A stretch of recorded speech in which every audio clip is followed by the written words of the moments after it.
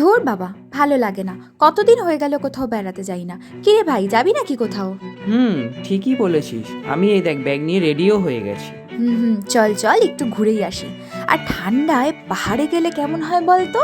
ভালো, তাই না? হ্যাঁ, খুবই ভালো হয়। এমনিই ঠান্ডা, তারপরে আরও ঠান্ডায় পাহাড়ে যে কেমন লাগে একটা নতুন অভিজ্ঞতা হবে। চল, যাওয়া যাক। তারপরেই আমরা বাড়ির সামনে থেকে পৌলমী পরিবহনের বাসে উঠে পড়লাম। বাসটি ভীষণই কমফোর্টেবল আর কোজি ছিল, আর কতটাই স্পেসিয়াস দেখো। দুজনে, আমি আর মা মিলে বেশ আরামেই কিন্তু রাতের ঘুমটা দিয়েছিলাম। খুবই সুন্দর ছিল, আর তার পাশ থেকে সুন্দর বাইরের দৃশ্যও দেখা যাচ্ছিল। এই যে ব্রিজ ক্রস করছি, মহানন্দা ব্রিজ না এটা? হ্যাঁ, মহানন্দা ব্রিজ। কি সুন্দর লাগে না দেখতে নর্থ বেঙ্গলটা। হ্যাঁ, তারপর একদম সকাল সকাল আমরা পৌঁছে গেলাম কিন্তু শিলিগুড়ি, এবং সেখান থেকে একটা প্রাইভেট কার বুক করে নিলাম। এবং বুক করে ভাবতে লাগলাম কোথায় যাওয়া যায়। গুগল সার্চ করে করে একটা জায়গা মাথায় আসলো, নির্জনতার আড়ালে খুব সুন্দর পাইন বনের মাঝে একটি ছোট্ট জনপদ। জনপদ বলা ভুল হবে, একটি ছোট্ট গ্রাম বলা যায়। তো চলো যাওয়া যাক। জায়গাটির নাম চাটাইধুরা। সমুদ্রপৃষ্ঠ থেকে এর উচ্চতা ৬,৯৫৬ ফিট। আর দার্জিলিং আমাদের প্রিয় শহর থেকে এর দূরত্ব ১৮ কিলোমিটার মাত্র। পথে যেতে যখন ঘুম স্টেশন পড়বে, সেখান থেকে দেখবে দুটো রাস্তা ডিভাইড হয়ে যাচ্ছে। তো বাঁ হাতের রাস্তাটা বেয়ে যদি ৬ কিলোমিটার আমরা চলে যাই, তাহলেই পেয়ে যাব এই ছোট্ট গ্রামটি। তো চাটাইধরা পৌঁছেই আমরা চলে গেলাম প্রথমে আমাদের হোমস্টেতে। হোমস্টের নাম কোকো হোমস্টে, যেটা কিনা ছিল খুবই সুন্দর, তোমরাই দেখতে পাচ্ছ। তো চলো প্রথমে তোমাদের এই হোমস্টেটাই ঘুরে দেখাই।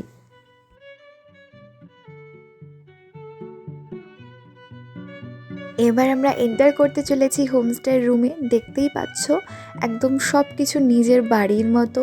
ভালো বেড রয়েছে, সব কিছু সুন্দর গোছানো, ওয়াশরুমও খুবই ভালো ছিল। তো আমরা, আর একটা বড় সড়ো রুম ছিল, আর অনেকেই কিন্তু একসাথে থাকতে পারবে। তো আমরা এই যে বসছিলাম, আর তারপর সুন্দর এই বেবিটা Hello, এসেছিল, baby. ওর সাথে কিছুটা টাইম স্পেন্ড করলাম আমরা। নাও।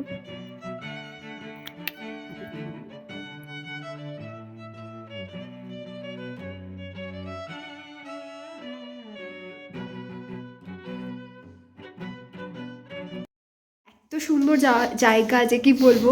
আজকে প্রচণ্ডই মেঘ, আর এত ঠান্ডা আমরা এটা বুঝতে পারিনি। মানে রীতিমতো হাত টাত তো পুরো একদম জমে যাচ্ছে, মানে জলে হাত দেওয়া যাচ্ছে না, এত ঠান্ডা।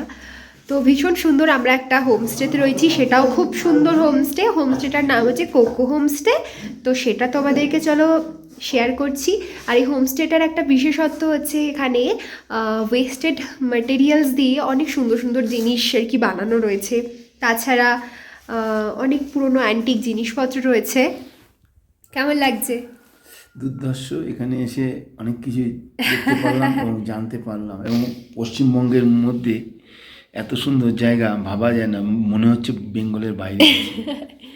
তো সেই জন্যই আমরা এসেছি, মানে দার্জিলিংয়ের কাছে কিন্তু একদম লেস ক্রাউডেড একটা জায়গা। তো চলে তোমাদেরকে এই একটা মিউজিয়াম মতো রয়েছে হোমস্টেতেই, এটা আগেই প্রথম ঘুরে দেখাচ্ছি।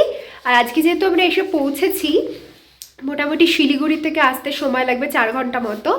তো কালকে আমরা এখান থেকে লেপচা জগৎ যাবো, যেটা কিনা মাত্র 1 কিলোমিটার হাঁটা পথে। আরও সুন্দর ভিউ পয়েন্টস রয়েছে, তো সেইগুলোতে যাব। দেখা যাক লাক যাতে আমাদের সাথ দেয় আর ভিউগুলো তোমাদের দেখাতে পারি।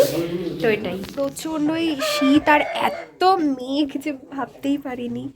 দেখো,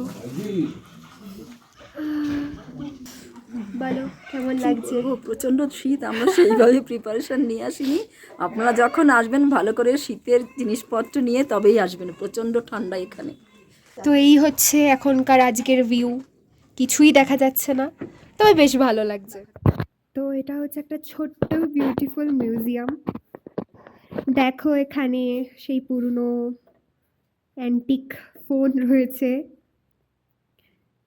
তারপরে এখানে এই যে স্টোভ, আমরা যেগুলো আগে ইউজ করতাম, যেগুলো হয়তো আর নতুন প্রজন্ম কেউ দেখতেই পারবে না, এমন সব জিনিসগুলো রয়েছে।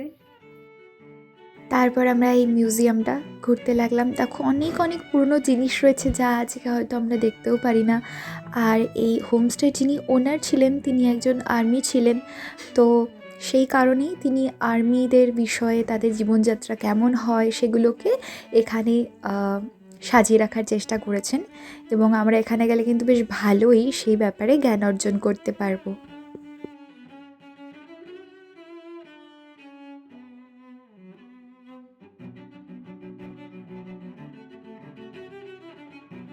তারপর আমরা মিউজিয়াম দেখে নিচে চলে গেলাম। ততক্ষণে পেটেতে ছুঁচো বেশ ডন দিচ্ছিল, তাই দেরি না করে খেতে বসে গেলাম। আর সবাই মিলে সুন্দর খাবারটা এনজয় করলাম, আর তারপর বেরিয়ে গেলাম লোকাল চারিপাশটা ঘুরে আমরা দেখার এখন জন্য। একটু ঘুরতে বেরিয়েছি। কি সুন্দর দেখো।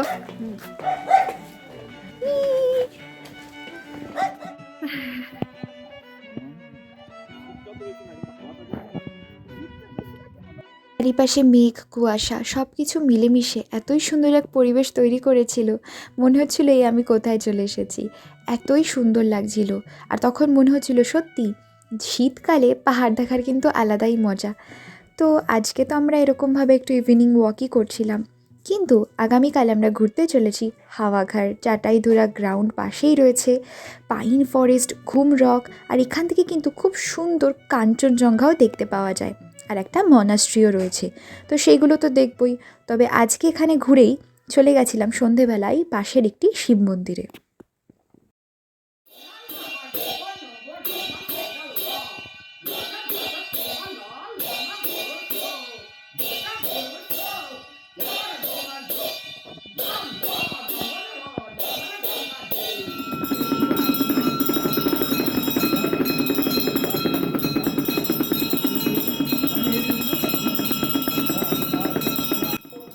অন্য আঙ্গিকে পাহাড়ের কোলে এই ধরনের পুজো দেখে বেশ ভালোই লাগছিল। তারপর আমরা হোমস্টেতে ফিরে গেলাম আর নিজেদের মতো একটু মজা করতে লাগলাম। তো তোমরাও একটু এনজয় করো।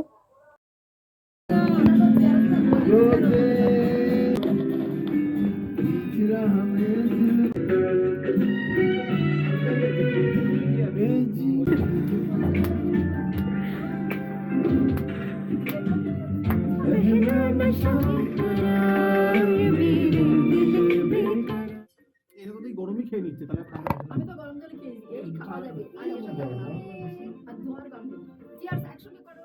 তারপর ভোর হতেই আমরা আমাদের হোমস্টের ছাদে চলে আসলাম, এবং সেখান থেকেই দেখলাম এই অপূর্ব সুন্দর দৃশ্য। দেখো সত্যি মনে হচ্ছে না যেন আমরা মেঘের রাজ্যে চলে এসেছি? মেঘ ছাড়া আর কিছুই চোখে পড়ছে না।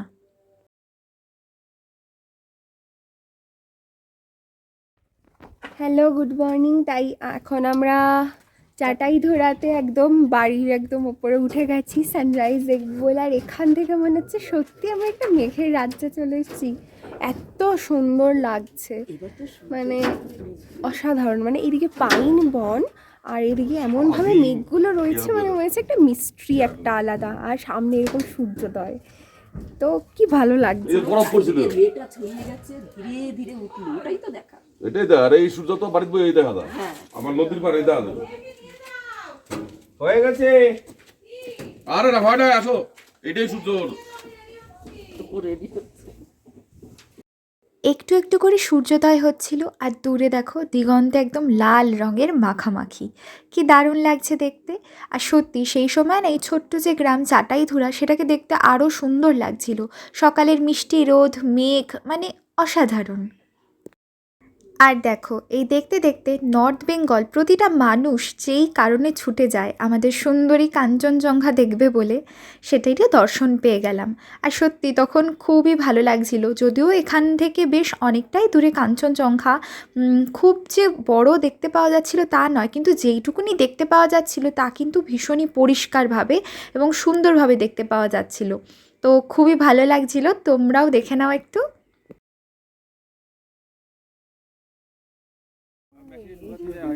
ফোন করলে তো তখন বলবা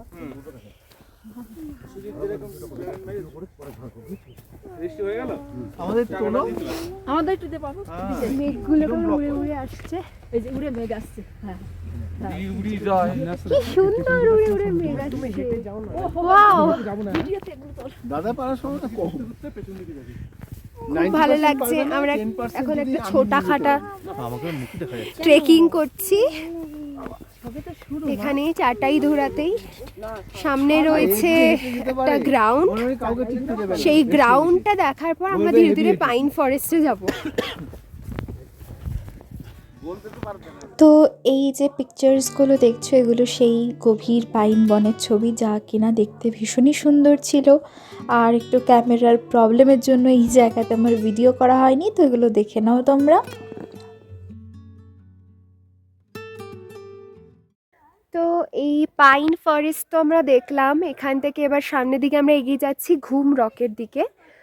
তো ওপরে যাওয়া যাক। এরকম লাঠি নিয়ে নিতে পারো তোমরা। তো আমরা তো ঘুম রকে এখন চলে এসেছি, এই যে দেখাচ্ছি তোমাদেরকে। আর এখানে গুহা রয়েছে।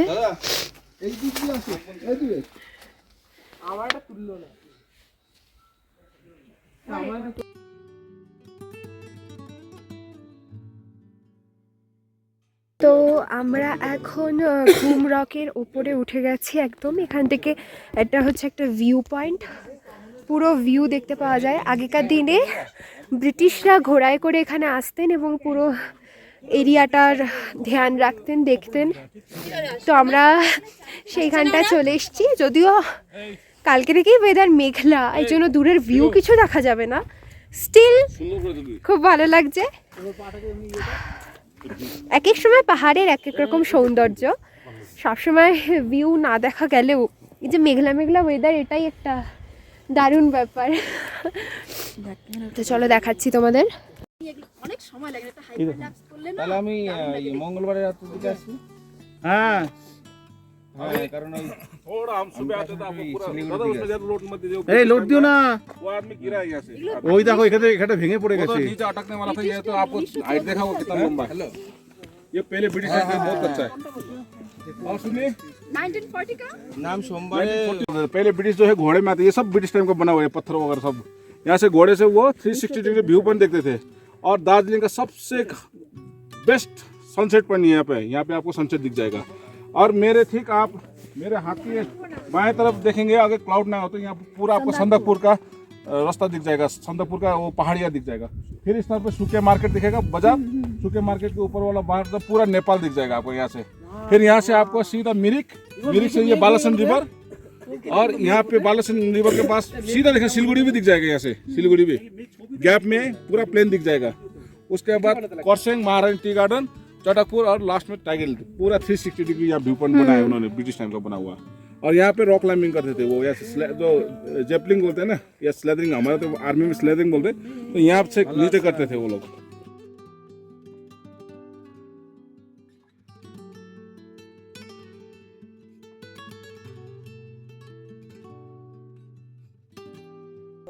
তো আমরা এখন যেখানে এসেছি এটায় চলে এসেছি হাওয়াঘাটে, জঙ্গলের মধ্যে দিয়ে। এই যে পেছনে দেখতে পাচ্ছ, এটা হচ্ছে হাওয়াঘাট। আগে ব্রিটিশরা যখন আসতেন, মানে এরকম জঙ্গলে ঘোড়া নিয়ে ঘুরতে, তখন ওনারা এখানে এসে ক্যাম্পেইন করতেন আর টাইম স্পেন্ড করতেন। এটা বহু আগে তৈরি, বলা হয় এটা নাকি 1914-এ তৈরি। তো চলো তোমাদের বোর্ডও দেখিয়ে দিচ্ছি। এই যে এখানে এর হিস্ট্রি দেওয়া রয়েছে, এর অল্টিটিউড সব কিছু দেওয়া রয়েছে। তবে যেটা হয় আর কি, সময়ের সাথে সাথে একটু ফেড অ্যাওয়ে হয়ে গেছে, একদমই একটু বোঝা যাচ্ছে না। তবে গুগলে তোমরা সার্চ করলে দেখতে পারবে। এই যে দূর থেকে দেখাচ্ছি, এই যে হচ্ছে হাওয়াঘাটটা।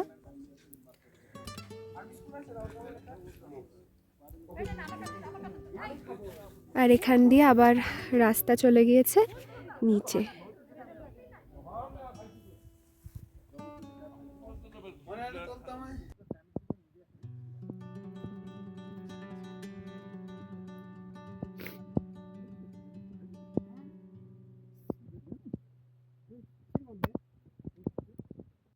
হ্যাঁ, আমি একটা গড়বড় করে ফেলেছি।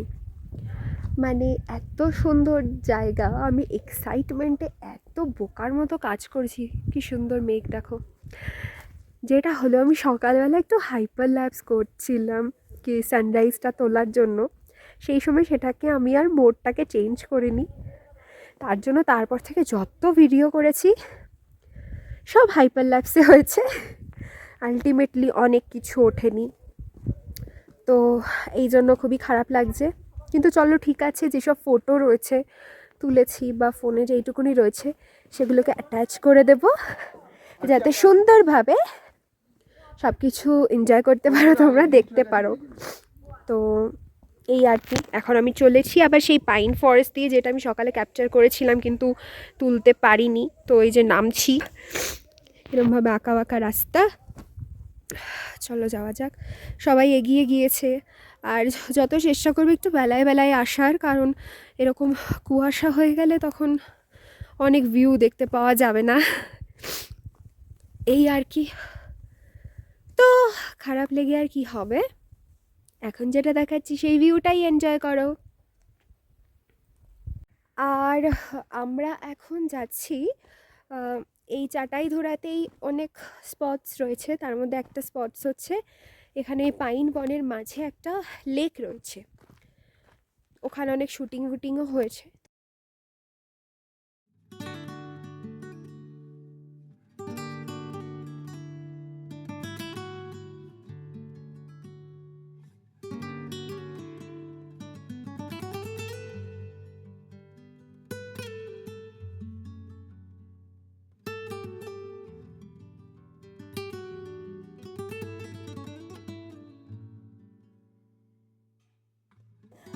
তো আমরা এরকম গভীর পাইন বনের মধ্যে দিয়ে যাচ্ছিলাম, আর দেখতে পাচ্ছ চারিপাশে মেঘে ঢেকে রয়েছে। আর এই রাস্তায় কিন্তু গাইড থাকলে খুবই ভালো হয়, না হলে কিন্তু একটু অসুবিধাই হয়ে যাবে। তো দেখো, তোমরাও এনজয় করো।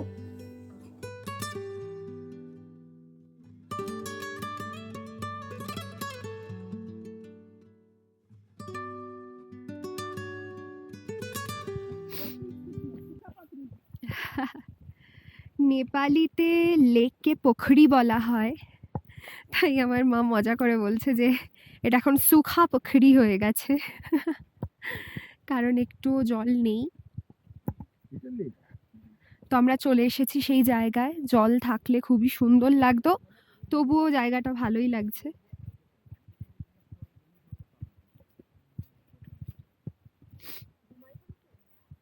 हिरन का उधर दिखा दिया आपको, हिरन का है, नील गाय का है। নীল ও গোবর দেখাচ্ছে। এটা কি লেক? এটা কি লেক? লেকের মধ্যে দাঁড়িয়ে রয়েছো? ওই তো লেক, ওই যে লেক, পুরোটা এটাই লেক। पूरा भर जाता है, ये पूरा भर जाता है। अभी এটা এখন সুখা পোখরি হয়ে গেছে। मौसम में पूरा भर जाता है। ये किसका, लेपर्ड का पट्टी है? नहीं वो आपको लेपर्ड का दिखाता है, उसका मिल नहीं रहा। लेपर्ड बाकी का। सुअर का मिल गया है। যা যা যা যা। এইখানে এই যে লেপার্ডের গুহা দেখো। देख लीजिए, घर देख लीजिए, সামনে যাই। इसलिए पत्थर बनाना पड़ता है इधर पे पहले। রঞ্জিত দা একটু সরে যাও। হ্যাঁ দো দো, মস্ত গুহা। আমরা এই যে এখানে এসেছি না, পুরো জঙ্গলটা ভুল ভুলাইয়ার মতো, মানে গাইড না নিয়ে আসলে কিন্তু খুবই প্রবলেম। হারিয়ে যাওয়ার মানে হারিয়ে সে যাবেই, কারণ এখানে সবে সবে রুট মার্কিং করা হচ্ছে, তবুও ভীষণই ডিফিকাল্ট, কারণ ওরকম প্রপার কোনো ট্র্যাক নেই, এমনি জঙ্গলের মধ্যে দিয়ে হেঁটে হেঁটে যেতে হচ্ছে। হ্যাঁ, এরকম ফগি ওয়েদারে দূরের কিছু ভিজিবিলিটিই নেই, খুবই ডিফিকাল্ট। তো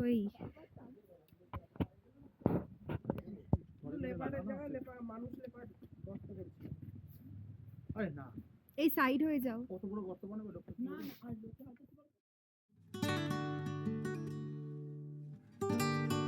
তারপর আমরা সুন্দর ফুল প্রকৃতি দেখতে দেখতে এগিয়ে চললাম পাশের একটি মনাস্ট্রিতে। তো চলো ঘুরে আসা যাক মনাস্ট্রি থেকে।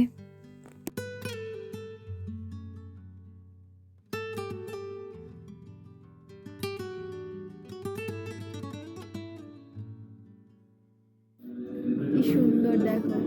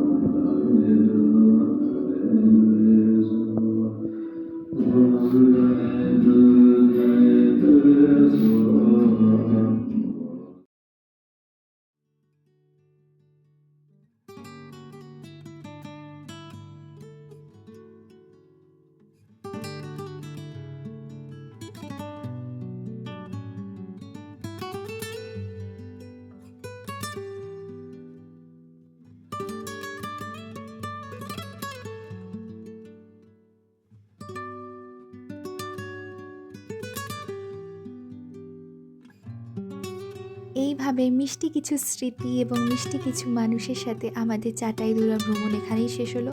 আশা করছি তোমাদের ভালো লেগেছে। কেমন লাগছে অবশ্যই জানিও।